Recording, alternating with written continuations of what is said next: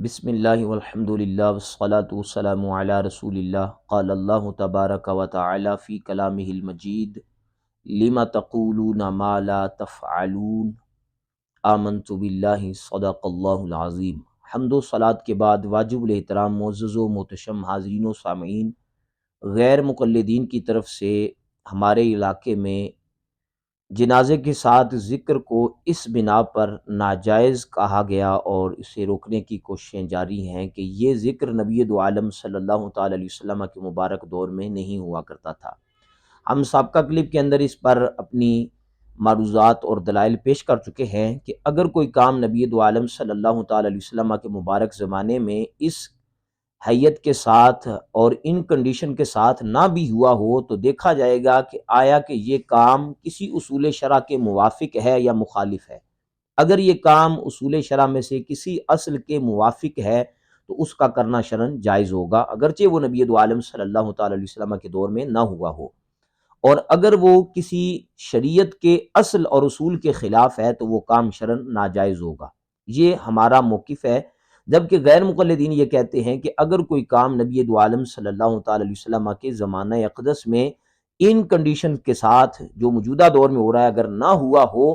تو وہ کام اگر اچھا بھی ہو تو ناجائز ہے۔ اس وجہ سے وہ جنازے کے ساتھ ذکر کو بھی ناجائز قرار دیتے ہیں اور اسے روکنے کی کوششیں کرتے ہیں۔ اب دو تین ہماری معروضات اور سوال ہیں جو غیر مقلدین سے فوری حل طلب ہیں اور قابل جواب، بلکہ لائق جواب، اور انتظار ہم کریں گے اس حوالے سے کہ وہ کب اس کا جواب دیتے ہیں۔ یہ پہلے بھی ہم اس پر اشارتاً گفتگو کر چکے ہیں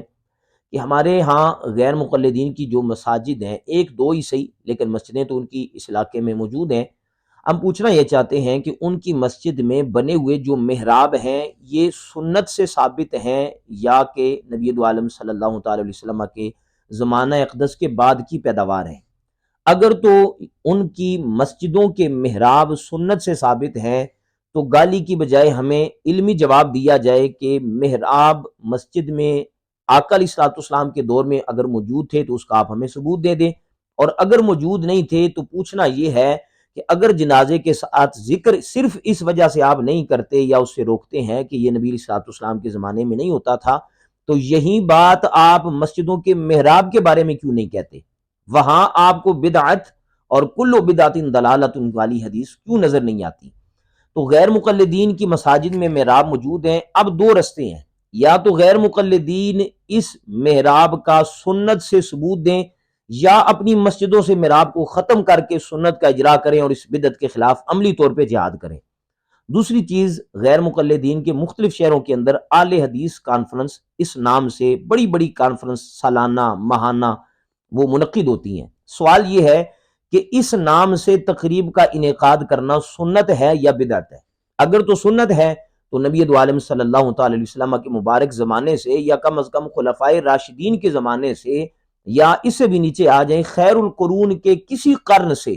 اس کانفرنس کا ثبوت دیجئے۔ اگر خیر القرون کے زمانے میں، خلفائے راشدین کے زمانے میں اور نبی دو عالم صلی اللہ تعالی علیہ وسلم کے مبارک زمانے میں بھی اس کا کوئی وجود نہیں تھا تو آج اس بدعت پر آپ کیسے عمل فرما رہے ہیں؟ تو ظاہر ہے کہ بدعت تو آپ کے بقول گمراہی ہے، تو اب اس بدعت کو آپ کب ختم کریں گے؟ تیسری چیز کہ جو مصحف قرآن پاک کا نسخہ ہے جس سے آپ دیکھ کر تلاوت کرتے ہیں، درس قرآن دیتے ہیں، اس پر لگے جو اعراب ہے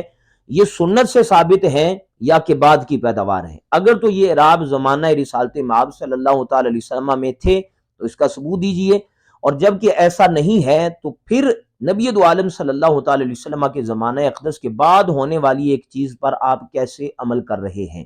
یہ تین چیزیں ذہن میں رکھیں۔ جب بھی کوئی غیر مقلد یہ کہتا ہے کہ جنازے کے ساتھ ذکر ہم اس وجہ سے نہیں کرتے کہ یہ کریم آقا علیہ الصلوۃ والسلام کے زمانے میں نہیں تھا، تو جو سنت سے ثابت نہیں ہے ہم اس پہ عمل نہیں کریں گے، تو ہم یہ پوچھیں گے اگر یہ ذکر صرف اس بنا پہ ناجائز ہے کہ یہ نبی دو عالم صلی اللہ تعالی علیہ وسلم کے زمانے میں موجود نہیں تھا، تو بتائیے کہ کیا مسجدوں کے محراب آقا علیہ الصلوۃ والسلام کے زمانے میں تھے؟ کیا اہل حدیث کانفرنس نبی دو عالم صلی اللہ تعالی علیہ وسلم کے زمانے میں تھی؟ کیا مصحف پر قرآن پاک پر اعراب نبی دو عالم صلی اللہ تعالی علیہ وسلم کے زمانے میں تھے؟ تو یقیناً ہم انتظار کریں گے کہ غیر مقلدین یا تو ان چیزوں کا سنت سے ثبوت پیش کریں یا پھر اس بدعت کو کم از کم اپنی عملی زندگی سے ختم کریں۔ اور جو اصول میں نے شروع کے اندر ذکر کیا ہے اس پر پہلے کلپ میں بھی ہم احادیث پیش کر چکے ہیں۔ صحیح بخاری شریف کی حدیث 4986 کہ اگر کوئی کام نبی صلی اللہ علیہ وسلم کے زمانے میں نہ ہوا ہو اور وہ کام خیر ہو تو بعد میں کیا جا سکتا ہے۔ اس پر ایک 4986 بخاری شریف کی حدیث ہے، دوسری جو صحیح مسلم شریف کی حدیث 1017 یعنی 1017 نمبر حدیث ہے، من سن فی الاسلام سنۃ حسنہ، یہ بھی دلیل ہے۔ اور اسی طرح صحیح بخاری شریف کی حدیث 2010 جو نعم البدعۃ ھذہ والی حدیث ہے، یہ بھی دلیل ہے کہ نبی صلی اللہ علیہ وسلم کے زمانے کے بعد بھی کوئی کام کیا جائے تو وہ خیر ہو تو اس پر عمل کیا جا سکتا ہے۔ خالق کائنات جل وعلا ہمیں اس پر عمل کرنے کی توفیق نصیب فرمائے، اور جو ہمارے غیر مقلدین سے سوال ہیں اسے کم از کم آپ اس قدر وائرل کریں کہ غیر مقلدین تک یہ سوالات پہنچے تاکہ وہ اس کے جواب کی طرف ان کی توجہ مبذول ہو۔ خالق کائنات جل وعلا ان سوالات اور آج کی ہماری اس ویڈیو کلپ کو اپنی بارگاہ لم یزل میں مقبول اور منظور فرمائے۔ وآخر دعوانا ان الحمد للہ رب العالمین۔